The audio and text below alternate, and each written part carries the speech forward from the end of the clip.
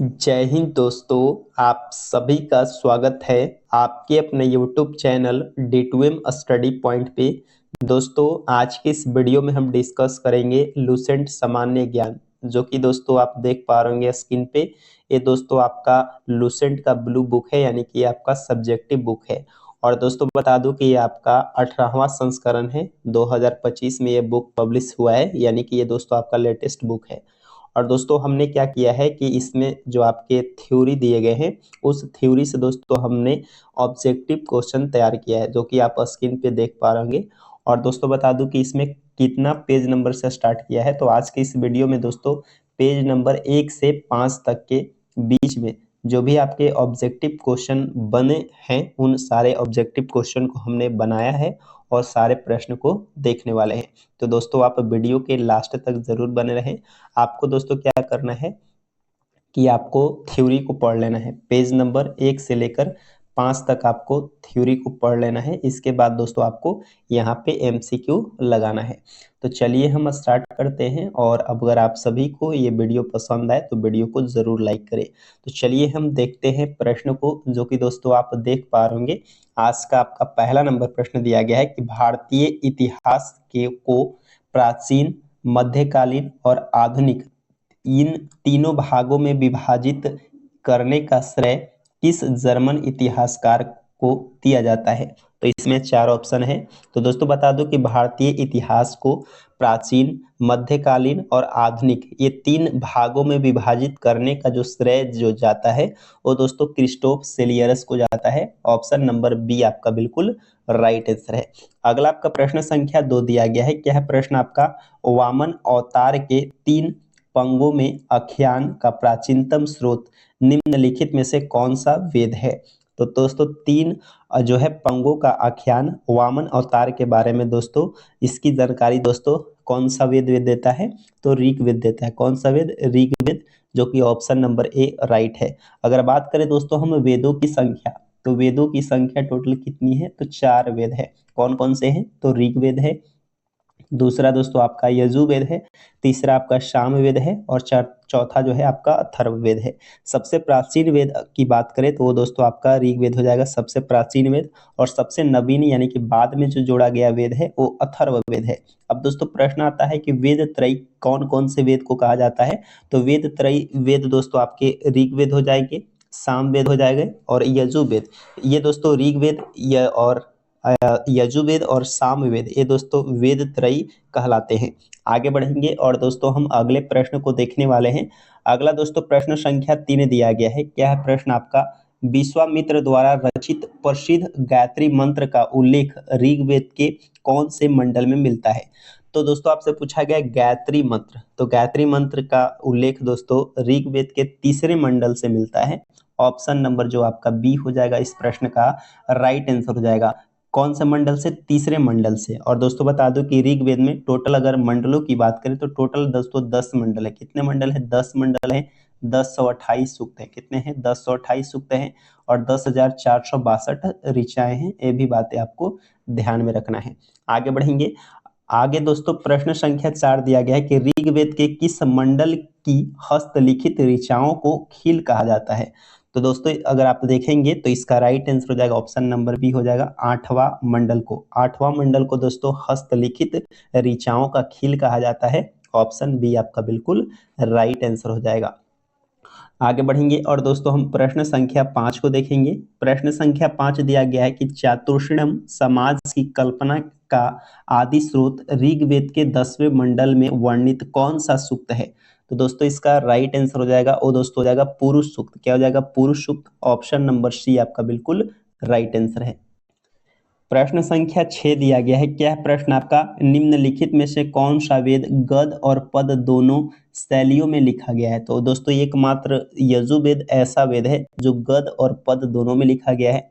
Option number जो सी हो जाएगा इस प्रश्न का बिल्कुल राइट आंसर हो जाएगा। क्या हो जाएगा? यजुर्वेद। और यजुर्वेद में दोस्तों किसके बारे में जिक्र किया गया है? तो बलि के समय जो नियम पालन और जो आपके मंत्र होते हैं उसके बारे में जो है यजुर्वेद के अंतर्गत बताया गया है। तो दोस्तों इस प्रश्न का राइट आंसर हो जाएगा ऑप्शन नंबर सी। दोस्तों बात करें हम सामवेद, सामवेद को दोस्तों भारतीय संगीत का जनक कहा जाता है। इसमें दोस्तों आपके संगीत के बारे में चर्चा की गई है। अथर्ववेद में अथर्वा ऋषि के द्वारा रचित इस वेद में जादू, टोना, पाप, वशीकरण के बारे में जिक्र किया गया है अथर्ववेद में। अगला प्रश्न संख्या 7 दिया गया कि भारतीय संगीत का जनक किस वेद को माना जाता है। तो दोस्तों हमने जस्ट बताया आपको सभी को सामवेद, क्या हो जाएगा सामवेद आपका राइट आंसर हो जाएगा। आगे बढ़ेंगे, अगला आपका प्रश्न संख्या 8 दिया गया किस वेद में सभा और समिति को प्रजापति की दो पुत्रियां कहा गया है। तो दोस्तों ये बताया गया है कि सभा और समिति जो थी ये प्रजापति की दो पुत्रियां थी। तो ये दोस्तों इसके जो है पूछा गया कि कौन से वेद में बताया गया है, तो ये दोस्तों अथर्ववेद में बताया गया है। ऑप्शन नंबर जो डी हो जाएगा इस प्रश्न का राइट आंसर। आगे बढ़ेंगे, अगला दोस्तों प्रश्न संख्या 9 दिया गया है। प्रश्न संख्या 9 दिया गया है कि किस ब्राह्मण ग्रंथ में स्त्री को पुरुष की अर्धांगिनी बताया गया है। तो दोस्तों इसका राइट आंसर हो जाएगा शतपथ ब्राह्मण में। किस में बताया गया है, शतपथ ब्राह्मण में। ऑप्शन नंबर सी आपका राइट आंसर है। प्रश्न संख्या 10 दिया गया है कि किस ग्रंथ में स्त्री की सर्वाधिक गिरी हुई स्थिति का वर्णन है, जिसमें उसे जुआ और शराब की के समान पुरुष का तीसरा मुख्य दोष बताया गया है। क्या बोला गया कि किस ग्रंथ में स्त्री की सर्वाधिक गिरी हुई स्थिति का वर्णन है, जिसमें उसे जुआ और शराब के समान पुरुष का तीसरा मुख्य दोष बताया गया है। तो दोस्तों इस प्रश्न का राइट आंसर हो जाएगा ऑप्शन नंबर आपका सी हो जाएगा, मैत्रेयणी संहिता में। किसमें बताया गया है, मैत्रेयणी संहिता में। ऑप्शन सी आपका बिल्कुल राइट आंसर है। आगे बढ़ेंगे, अगला दोस्तों प्रश्न संख्या 11 दिया गया है कि चारों आश्रमों ब्रह्मचर्य, गृहस्थ, वानप्रस्थ और संन्यास का एक साथ उल्लेख किस उपनिषद में मिलता है। तो दोस्तों ये चारों आश्रमों का उल्लेख दोस्तों क्या किसमें मिलता है, तो जबालोपनिषद में। ऑप्शन नंबर डी आपका राइट आंसर है। वहीं दोस्तों बात करें हम सत्यम जयते, सत्यम जयते दोस्तों मुंडकोपनिषद से लिया गया है। कहाँ से लिया गया है, मुंडकोपनिषद से। अगर बात करें हम उपनिषदों की संख्या, तो दोस्तों उपनिषद की टोटल संख्या 108 है। कितना है, 108 है, आपको ध्यान में रखना है। वही दोस्तों बात करें पुराणों की संख्या, पुराणों की संख्या 18 है। वेदांग की बात करें तो वेदांग की संख्या 4 है। और वेदों की संख्या कितना है, तो वेदांगों की संख्या 6 है और वेदों की संख्या 4 है। अगला आपका प्रश्न संख्या 12 दिया गया है कि वेदों को भली भांति समझने के लिए रचे गए वेदांगों में निरुक्त क्या है। निरुक्त का अर्थ क्या है, तो निरुक्त का मतलब होता है शब्दों की व्युत्पत्ति का शास्त्र। ऑप्शन नंबर जो सी हो जाएगा इस प्रश्न का राइट आंसर है। आप सभी को पता होगा वेदांगों की संख्या 6 है। शिक्षा, ज्योतिष, कल्प, व्याकरण, निरुक्त और छंद है। आगे बढ़ेंगे और अगले प्रश्न को देखेंगे। प्रश्न संख्या 13 दिया गया है। क्या है प्रश्न आपका, पुराणों के रचयिता किन्हें माना जाता है। तो आप सभी को पता होगा पुराने के जो रचयिता हैं वो लोमहर्ष अथवा उनके पुत्र उग्रसर्वा को माना जाता है। ऑप्शन बी राइट है। और पुराणों में दोस्तों प्राचीन समय में जो कथाएं हैं उसके बारे में जो बताया गया है वो पुराणों से उनकी जानकारी मिलती है। और पुराणों की संख्या कितना है, तो 18 पुराण है। कितना, 18 पुराण है। जिसमें दोस्तों सबसे पुराना अगर माना जाए कौन सा पुराण है, तो दोस्तों आपका मत्स्य पुराण है। और मत्स्य पुराण का संबंध आंध्र सातवाहन वंश से है, आप सभी को पता हुआ। वहीं पूछा जाए विष्णु पुराण का संबंध, तो विष्णु पुराण का संबंध दोस्तों मौर्य वंश से है। और वायु पुराण का संबंध आपके गुप्त वंश से है। आगे बढ़ेंगे, अगला आपका प्रश्न संख्या 14 दिया गया है कि निम्नलिखित में से कौन सा पुराण आंध्र सातवाहन वंश से संबंधित है। तो हमने जस्ट अभी बताया आप सभी को मत्स्य पुराण। क्या हो जाएगा, मत्स्य पुराण। ऑप्शन डी राइट है। वायु पुराण दोस्तों क्या हो जाएगा, गुप्त वंश से। किससे हो जाएगा, गुप्त वंश से दोस्तों वायु पुराण हो जाएगा। गुप्त वंश से वायु पुराण हो जाएगा। वहीं दोस्तों बात करें हम विष्णु पुराण, विष्णु पुराण दोस्तों किससे हो जाएगा, तो ये आपका मौर्य वंश से हो जाएगा। क्या हो जाएगा, मौर्य वंश से। अगला आपका प्रश्न संख्या 15 दिया गया कि गुप्त युग के विषय में जानकारी प्रदान करने वाला स्मृति ग्रंथ कौन सा है। तो दोस्तों गुप्त युग के विषय में जानकारी प्रदान करने वाला जो स्मृति है वो दोस्तों आपका नारद स्मृति है। क्या है, नारद स्मृति। ऑप्शन नंबर डी राइट हो जाएगा। आगे बढ़ेंगे और दोस्तों हम प्रश्न संख्या 16 को देखेंगे। प्रश्न संख्या 16 दिया गया है कि जैन साहित्य को समग्र रूप से क्या कहा जाता है। तो जैन साहित्य को समग्र रूप से आगम कहा जाता है। क्या कहा जाता है, आगम। Option number B right answer हो जाएगा। प्रश्न संख्या जो है 17 दिया गया है कि जैन धर्म का प्रारंभिक इतिहास किस ग्रंथ से ज्ञात होता है। जिसमें रचयिता भद्रबाहु हैं। तो जैन धर्म का प्रारंभिक इतिहास कल्प सूत्र से ज्ञात होता है।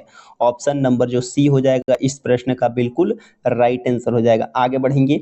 अगला दोस्तों प्रश्न संख्या 18 दिया गया है कि क्या है प्रश्न आपका कि कथा वस्तु नामक ग्रंथ जिसमें महात्मा बुद्ध का जीवन चरित्र अनेक कथानकों के साथ वर्णित है, इस जो है क्या बोला गया है कि इस बौद्ध संप्रदाय से संबंधित है। तो दोस्तों इस प्रश्न का जो राइट आंसर हो जाएगा वो दोस्तों ऑप्शन नंबर बी हो जाएगा, हीनयान से है। क्या हो जाएगा? हीनयान से। अगला आपका 19 नंबर प्रश्न दिया गया कि संस्कृत भाषा व्याकरण की प्रथम पुस्तक अष्टाध्यायी, क्या है? अष्टाध्यायी के लेखक कौन थे? आप सभी को पता होगा ये व्याकरण की पहली पुस्तक है अष्टाध्यायी, और इसके जो लेखक है वो दोस्तों पाणिनि है। क्या है? पाणिनि है, जो कि दोस्तों ऑप्शन नंबर जो सी हो जाएगा इस प्रश्न का बिल्कुल राइट आंसर हो जाएगा। प्रश्न संख्या 20 दिया गया है कि पुष्यमित्र शुंग के पुरोहित कौन थे जिसके ग्रंथ महाभाष्य से शुंगों के इतिहास का पता चलता है? तो दोस्तों इस प्रश्न का जो राइट आंसर हो जाएगा वो दोस्तों कौन सा हो जाएगा? तो ऑप्शन नंबर सी हो जाएगा। क्या हो जाएगा? पतंजलि। क्या हो जाएगा? पतंजलि आपका राइट आंसर हो जाएगा। अगला दोस्तों प्रश्न संख्या जो है 21 दिया गया है कि कलहन के द्वारा रचित राज तरंगिणी, क्या है? राज तरंगिणी, जिसमें कश्मीर का इतिहास वर्णित है, कुल कितने सर्ग हैं जिन्हें तरंग कहा गया है? तो दोस्तों इस प्रश्न का राइट आंसर हो जाएगा कौन सा?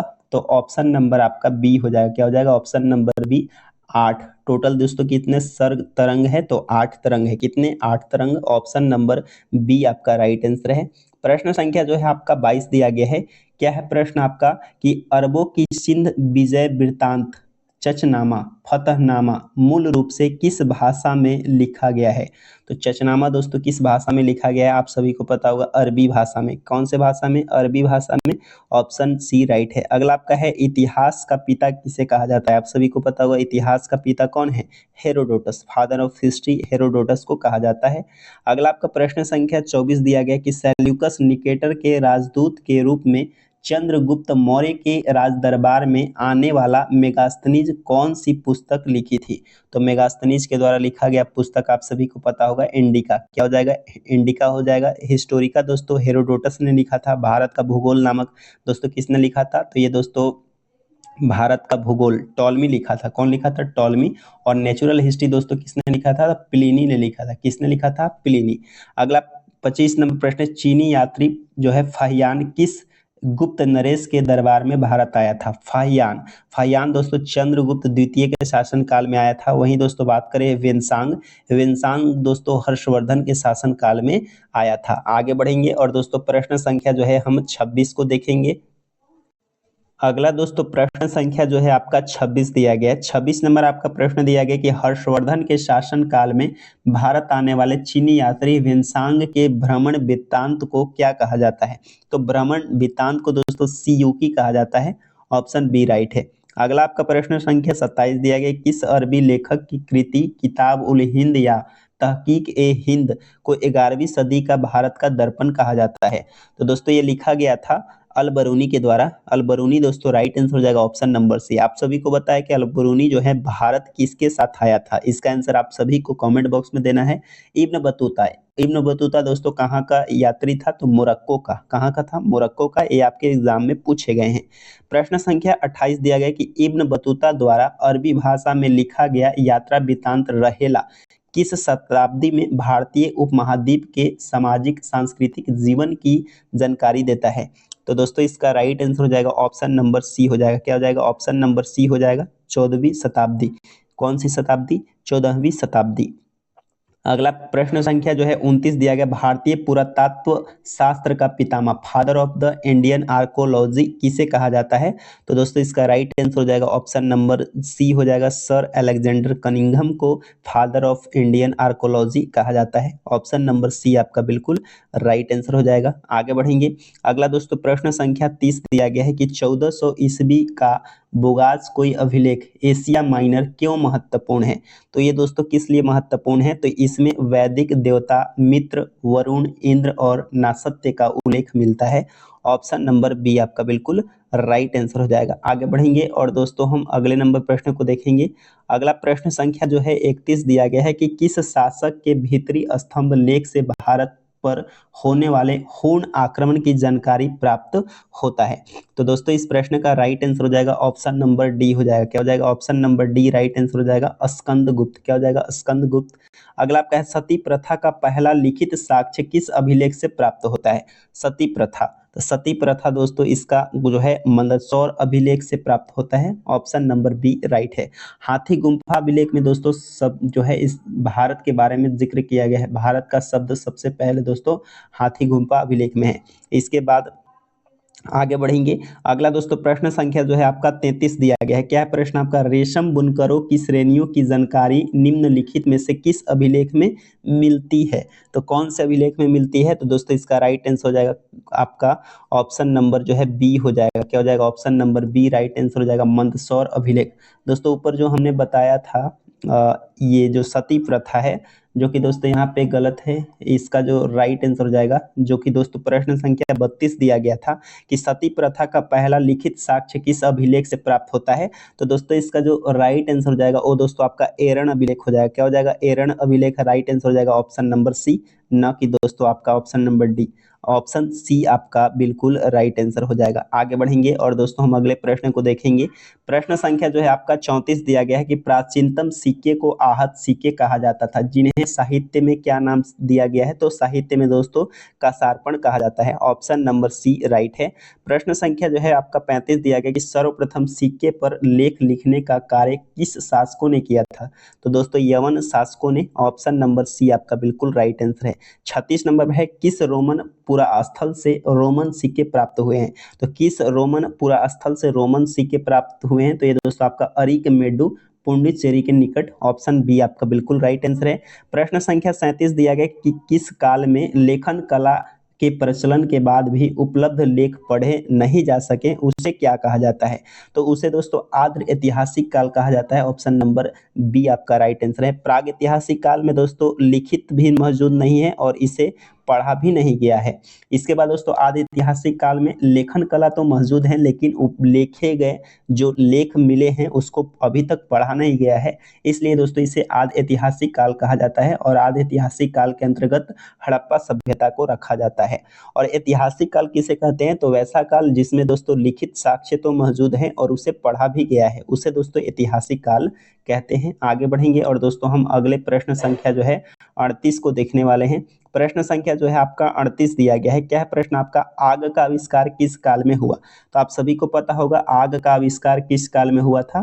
तो पूरा पाषाण काल में। Option number A right answer हो जाएगा। वहीं दोस्तों आपसे पूछ लिया जाए कृषि का आविष्कार कब हुआ था? तो कृषि का आविष्कार नवपाषाण काल में। इसके अलावा पहिए का आविष्कार किस काल में हुआ? तो नवपाषाण काल में।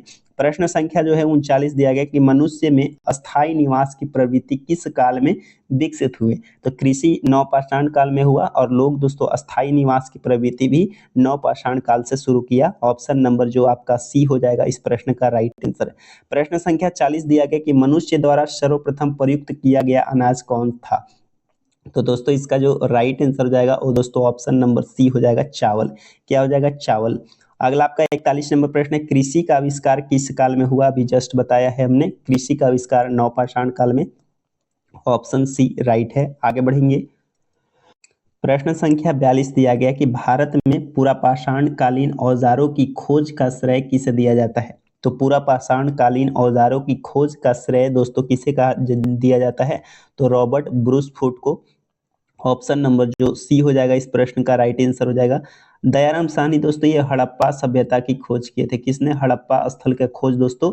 दयाराम साहनी ने किया था। और मोहनजोदाड़ो की खोज दोस्तों किसने किया था? तो राखलदास बनर्जी। किसने? राखलदास बनर्जी जो है मोहनजोदाड़ो की खोज की थी। आप सभी को ध्यान में रखना है। आगे बढ़ेंगे। अगला आपका 43 नंबर प्रश्न दिया गया कि भारत में मनुष्य संबंधित सबसे पहला प्रमाण किस घाटी से मिला है? तो नर्मदा घाटी से। ऑप्शन नंबर सी राइट है। अगला आपका है इनाम गांव जो ताम्रपाषाण युग की एक बड़ी बस्ती थी, इसका संबंध किस संस्कृति से है? तो इसका संबंध दोस्तों किस संस्कृति से हो जाएगा? तो जोरवे संस्कृति से। ऑप्शन नंबर बी राइट है। अगला आपका प्रश्न संख्या 45 दिया गया सिंधु सभ्यता की खोज का श्रेय किसे दिया जाता है? तो सिंधु घाटी सभ्यता का खोज का श्रेय दोस्तों किसे दिया जाता है? तो सिंधु घाटी सभ्यता, तो इसकी खोज दोस्तों दयाराम साहनी को दिया जाता है। इसे शॉर्ट में आर.डी. बनर्जी भी कहे जाते हैं। अगला आपका है रेडियो कार्बन C14 जैसी नवीन विश्लेषण पद्धति के द्वारा सिंधु घाटी सभ्यता का सर्वमान्य तिथि मानी जाती है। तो सर्वमान्य तिथि दोस्तों कब मानी जाती है? तो 2400 ईसा पूर्व से 1700 ईसा पूर्व को माना जाता है।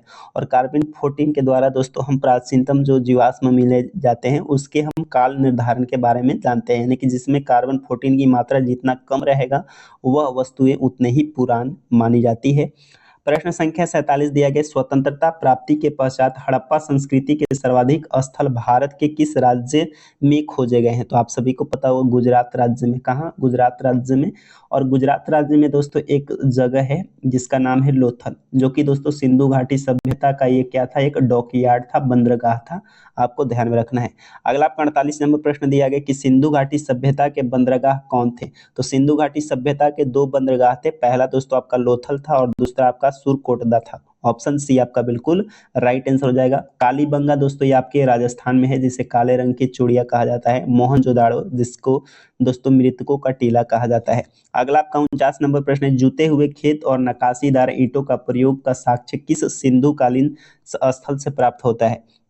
तो दोस्तों ये कालीबंगन से प्राप्त होता है। और कालीबंगन हमने जस्ट बताया आप सभी को राजस्थान राज्य में है, जिसे काले रंग की चूड़िया सिंधी भाषा में कहा जाता है। मोहनजोदड़ो की खोज दोस्तों किसने किया था? तो दोस्तों राखालदास बनर्जी ने किया था। और दोस्तों ये किस नदी के किनारे स्थित है? तो सिंधु नदी के किनारे स्थित है लोथल, जो कि दोस्तों ये गुजरात में है। हड़प्पा के बारे में हमने बताया, हड़प्पा की खोज दोस्तों 1921 ईस्वी में दयाराम साहनी ने किया। अगला आपका है मोहनजोदाड़ो से प्राप्त एक शिल पर 3 मुख वाले देवता पशुपतिनाथ की मूर्ति मिली है, जिसमें चारों ओर कौन कौन से पशु विराजमान हैं? तो हाथी, गैंडा, चीता, भैंसा। हाथी, गैंडा, चीता, भैंसा। ऑप्शन नंबर बी आपका बिल्कुल राइट आंसर हो जाएगा।